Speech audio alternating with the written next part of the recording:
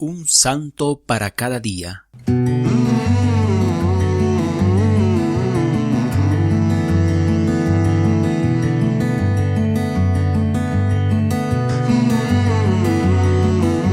...30 de junio, San Pablo Apóstol, año 67. Las noticias acerca de la vida de este gran apóstol están contenidas en los Hechos de los Apóstoles y en las cartas del santo. Son verdaderamente interesantes. Nació en la ciudad de Tarso, en el Asia Menor, quizás unos 10 años después del nacimiento de Jesucristo. Su primer nombre era Saulo, era de familia de judíos, de la tribu de Benjamín y de la secta de los fariseos. Fue educado en toda la rigidez de las doctrinas de los fariseos y aprendió muy bien el idioma griego, que era el que en ese entonces hablaban las gentes cultas de Europa. Esto le será después sumamente útil en su predicación. De joven fue a Jerusalén a especializarse en Biblia como discípulo del sabio judío más famoso de su tiempo en esa época, Gamaliel. Durante la vida pública de Jesús no estuvo Saulo en Palestina, por eso no lo conoció personalmente.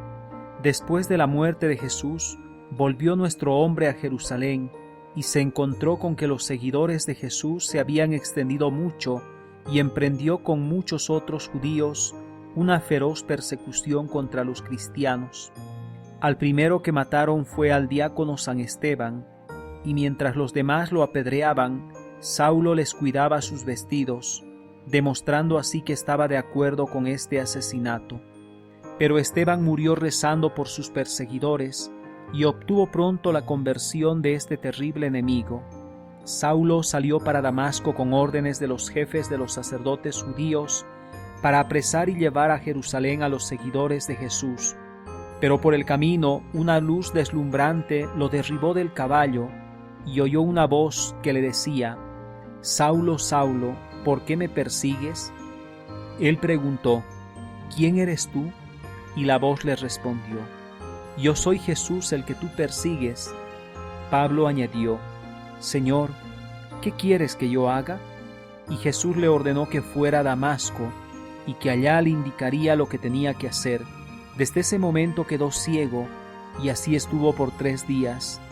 Y allá en Damasco un discípulo de Jesús lo instruyó y lo bautizó, y entonces volvió a recobrar la vista. Desde ese momento dejó de ser fariseo y empezó a ser apóstol cristiano. Después fue a Arabia y allá estuvo 3 años meditando, rezando e instruyéndose en la doctrina del cristianismo.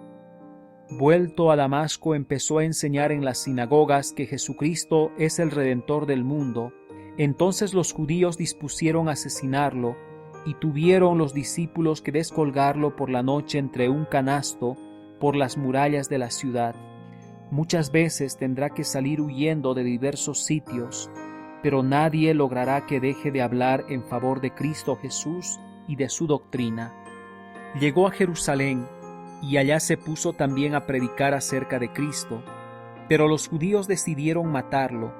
Entonces los cristianos lo sacaron a escondidas de la ciudad y lo llevaron a Cesarea. De allí pasó a Tarso, su ciudad natal, y allá estuvo varios años. Y un día llegó a Tarso en busca de su gran amigo, San Bernabé, y se lo llevó a la populosa ciudad de Antioquía a que le ayudara a predicar.